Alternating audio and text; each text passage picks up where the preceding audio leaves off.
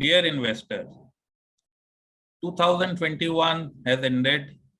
Let us welcome the year 2022. At the beginning of the year, it would be good to check on the macro environment as it presents itself, and then, of course, we will make the outlook for the equity markets for the year. Now, the new year does seem to be promising. Our key thoughts on the macro are as follows. Indian economy has attained the pre-COVID growth trajectory and is already over the pre-COVID levels in terms of nominal size. GST collections point towards that. However, the recovery has been K-shaped.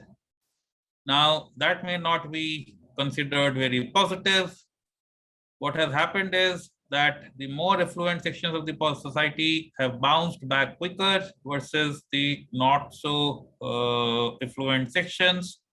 However, we see a silver lining here, with markets opening up and employment generation being very strong.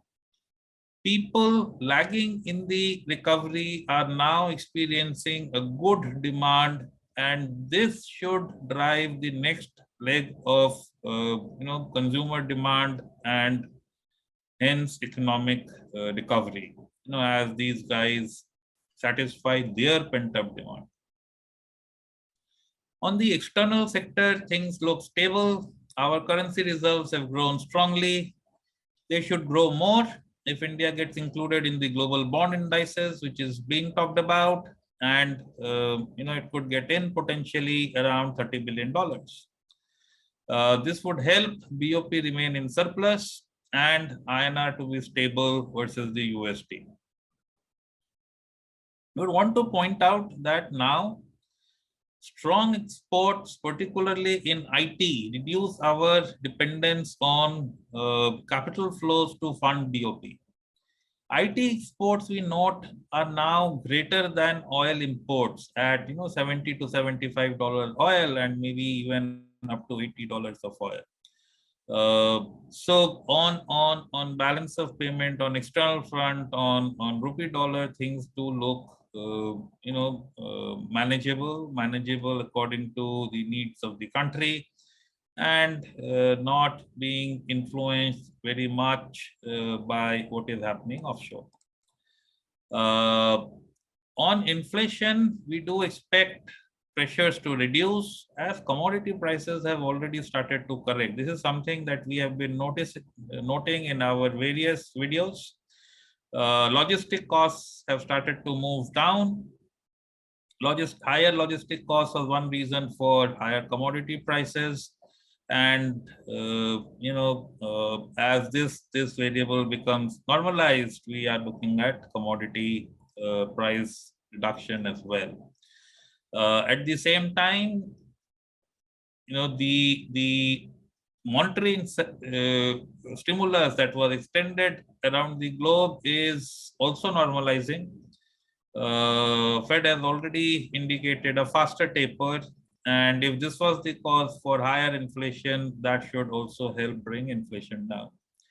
The planned US fiscal stimulus through strong capex seems to be getting a tad delayed, and this would again impact their growth and hence commodity outlook. So these are the thoughts on the commodity space. Any on top of that, any lower movement of people on account of COVID flare up again, as is happening and being seen around the globe, could again dampen demand for fuels, and hence maybe the prices could settle even lower, which is good for an oil importing country like India. On the fiscal side, we expect only a moderate fiscal correction in financial 23. A sharp fiscal correction probably would not be attempted. Newspapers have talked about this. Now, we believe this should be good as government has the ability to borrow. There is surplus liquidity in the system, and hence overall it could result in business as usual meaning the way we have seen it happen and grow in fiscal 22. An interesting point to note is that hiring activities are very buoyant. Growth momentum is good in the new economy. Formal sector hiring is already substantially higher than pre-COVID levels, probably stronger than any period over the past 8-10 years. Strong wage increases are also seen across the board. IT services, the largest employer as a sector in the country, is seeing strong growth and wage increases. And this should keep consumption demand buoyant in the economy. Now, calendar 22 is also starting with a positive wealth effect. Now, notwithstanding the volatility in the equity markets that we have seen over the past few days, overall, people have made money in the equity markets. Even other large asset classes such as bonds, gold, and property have delivered positive returns in 2021. This is on top of good returns in 2020 as well. This should again aid consumption and spur growth in household capex aided by lower interest rates. We do expect, by the way, capex cycle to gain momentum. We have spoken about this in our last video as well. Corporate balance sheets have improved, capacity utilizations have improved, maybe a tad lower than pre-COVID levels, but getting there, and the demand outlook is very strong. The reform momentum from the government has been very positive, and many large niggling issues impacting business sentiment have been resolved. Moreover, India Inc. has been provided the direction, where to invest in larger amounts through focused government PLI initiatives. While this has been happening, the government spends on infrastructure and capex continues. State governments have joined the parties, and their spend has also accelerated. We have seen changes in data center in policy regarding privacy and data security. Data centers now need to be built in the country, and data center capex is definitely moving up strongly. Property is seeing a strong demand, and hence new launches on good affordability and lower interest rates are being witnessed. Now, capex cycle gaining in momentum, would help prolonging the economic growth cycle in the country. The first leg was driven by consumption. Consumption continues to be strong as the people who are lagging behind in the recovery, get back up there and consume. And as that process takes its course, capex would pick up any slack. So we do believe the longevity of growth in the country would sustain. However, we note that industrial capex is happening in newer spaces, and Indian listed companies are less present there. This makes this theme difficult to participate in, beyond lenders, beyond players in power transmission space, and maybe some commodities like cement.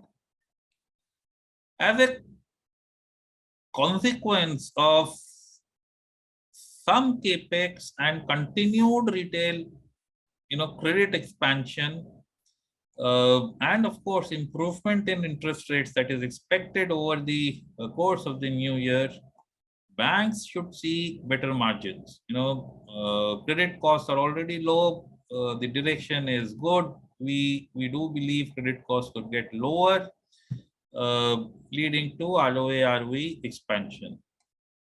However, loan growth could remain muted on account of repayments. Metal prices are still good, and metal companies, are able to repay while they also are embarking on incremental capex.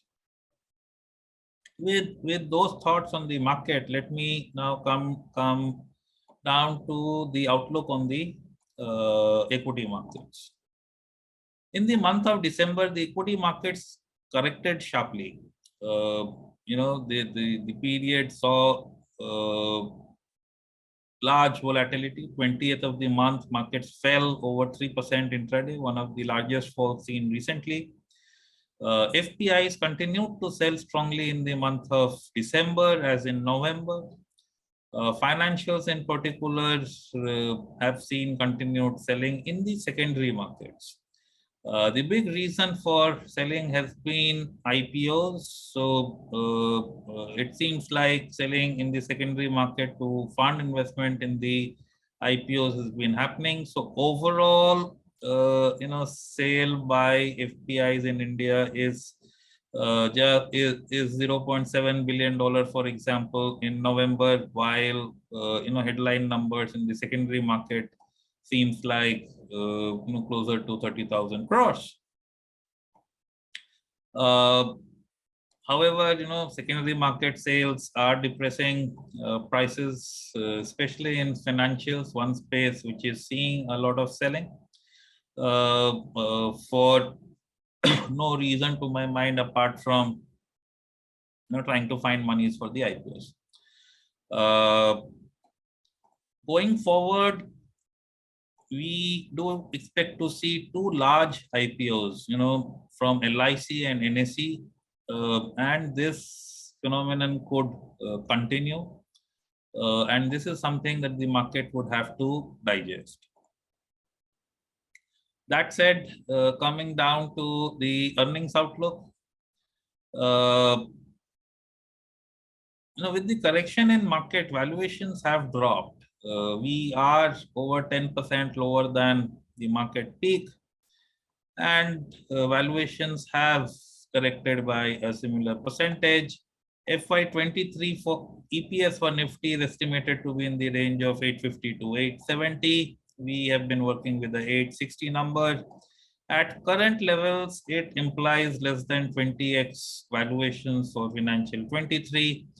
Which we believe is very sustainable given that the complexion of the index itself has changed over time, and it's got lower interest rate support, which makes the value of the same future cash flows significantly higher in the present. If we examine various large profit pools and see if, in spite of the market volatility, with whatever has been happening globally, etc., if there is an impairment and is the number at risk, the large profit pools are software, banking, commodities, which includes metal and oil.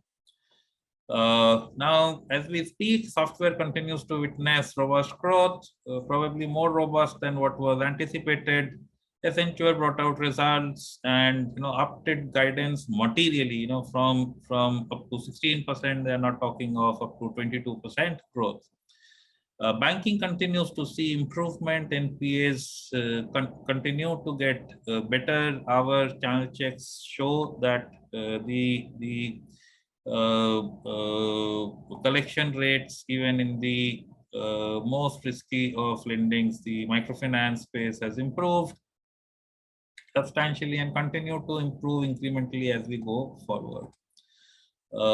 With the start of the capex cycle, disbursement could also gain momentum, and all said and done, the government continues to borrow. While, of course, like we noted before, there would be large repayments from, let's say, traditionally high borrowers like banks, like metals. A small increase in interest rates would help improve earnings for banks. So these two spaces, software and banking, net, we do expect an improvement, not any impairment in financial 23 numbers. Of the commodities pack, oil and metals, oil and refining numbers could be very well defended. However, metal estimates could see some softness if metal prices crack a tad more. Of other spaces, pharmaceuticals should deliver numbers as expected. Autos could lag behind a bit because of continued chip supply issues, while demand for at least four-wheelers continue to be very strong. So all in all, with this in mind, I believe there is a great chance of earning, falling in the 850 to 870 band for the Nifty, and this would then mean that the current market levels at sub 20 times 23 earnings are very defendable. I continue to believe in market valuations, which, while higher than long period averages, are sustainable, a point that we make repeatedly. The complexion of the index has changed over time, and richer compounding businesses have a higher weight now. Also, interest rates have declined. On earnings yield to bond yield indicator, the index is now in the cheap zone. While interest rates could move up in the new year, the growth momentum in the real economy and with starting valuations, which are now significantly lower than peak valuation, the market should be able to digest it. US Fed has announced that taper would be accomplished faster, and that in 22 there would be 3 rate increases, that should be expected versus earlier expectation of 2. While this announcement and a surge in Omicron virus, another COVID strain, has caused a disruption, I believe this could again prove to be a good buying opportunity. As we have noted earlier, the macro seems good. The growth in earnings stays strong. On COVID-related disruptions, I have shared my thoughts before and believe that even 1 quarter of complete business disruption damages the value of a firm, of a surviving firm, by just about 1 to 2%.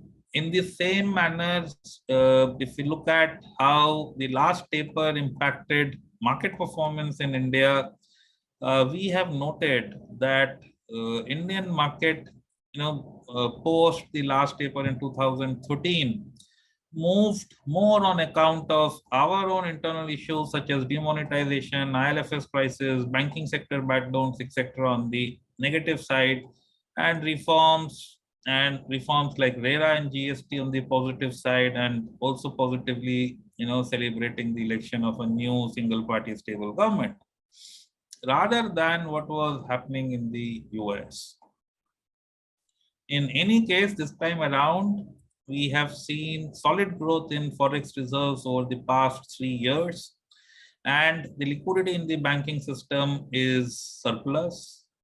Our start point on interest rates is low, so overall we are very well positioned. And as noted earlier, BOP prospects look very good. Coming down in the end towards investing themes, well, the change in calendar year is not expected to change investing themes. It's just a date change, as they say. Faster growing spaces, for example, beneficiaries of China +1, that includes textile, chemicals, and pharmaceuticals, PLI beneficiaries, such as electronics, and consumer durables, beneficiaries of move away from unorganized towards organized, for example, in jewelry and footwear, are expected to continue to find favor with investors. These are multi-year growth themes. IT and online businesses are benefiting from a sharp change in behavior in the COVID period, and we believe a lot of that could prove very sustainable. Once NSE and LIC issues are absorbed by the market, financials, which have seen a reasonable correction in valuations, could also start to do better. Now, commodities should be expected to weaken. users of commodities with pricing power, such as consumer staples and durables. And these are spaces which have been increasing prices over last quarter and should continue to do so in the period ahead. Should be able to report increasing margins in the new fiscal and be expected to do well as well. Consumers would also benefit from strong income effect as more people find jobs. While corporate capex is just starting, infrastructure built by the government and housing sector new launches would continue to drive cement demand. That's the other space that we continue to be positive on. Overall, in the end, at this juncture, I do expect markets to continue to consolidate as large IPOs are around the corner and would suck out liquidity from the secondary market. Earnings growth remains strong and this should provide support. I believe it would be rational to expect indices to deliver returns which are less than earnings growth over the next few years and thereby achieve valuation correction. This is the base case scenario, and it would be good to approach the market with this thought. Buying on dips hence should continue to be a good strategy, and current dip that we have witnessed should prove to be one such opportunity. Focus should be on the good quality part of the market and away from commodities. This is again something we have been talking about. With easy money having been made, it would be a good idea at this juncture to take the services of a quality focused professional money manager. Thank you. Happy investing. Wish you all a very happy new year.